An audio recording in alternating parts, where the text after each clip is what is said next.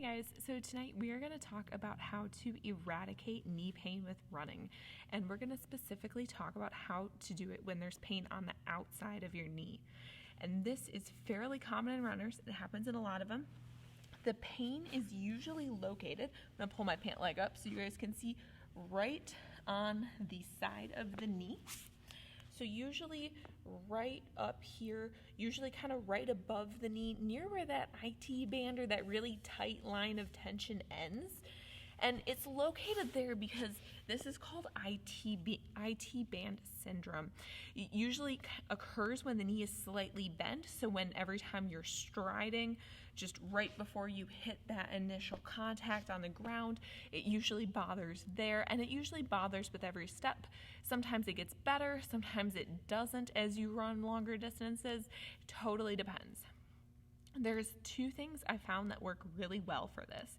The first is strengthening of some of the muscles that are often weak. So with IT band syndrome, the muscle called the tensor fasciae lata, of which the IT band is connected to, that muscle tends to get a little bit stronger, and it gets a little bit over strong in comparison to the gluteus medius and gluteus minimus, which are two muscles on the outer back side of the hip that often get weak. So we want to strengthen those muscles. But before I show you how to strengthen those muscles, let's talk about where they're located, because this helps the strengthening process go much smoother.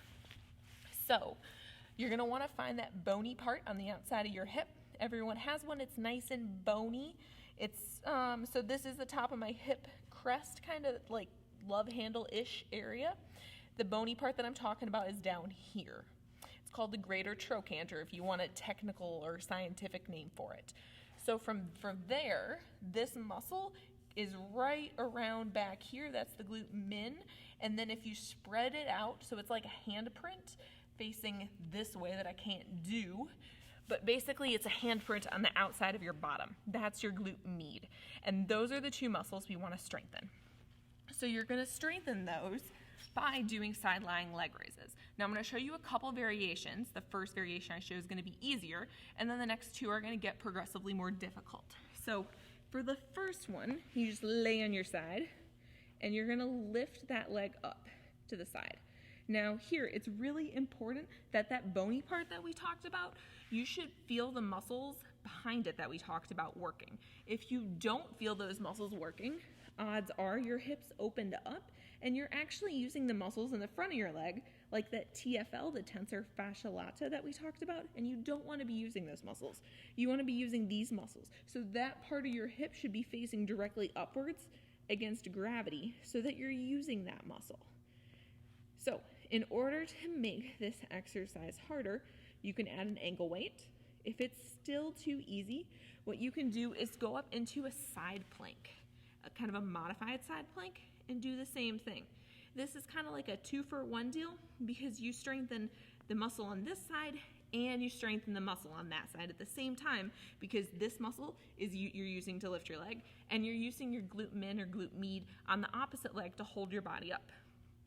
From there, to make it even more challenging, you can go into a full side plank and raise the leg again. Now, if you can do that for a good 15 repetitions, you haven't necessarily topped out your strength there. You can always get stronger, but if you can do it for a good 15 repetitions, odds are strength isn't your limiting factor. Odds are something else is a limiting factor.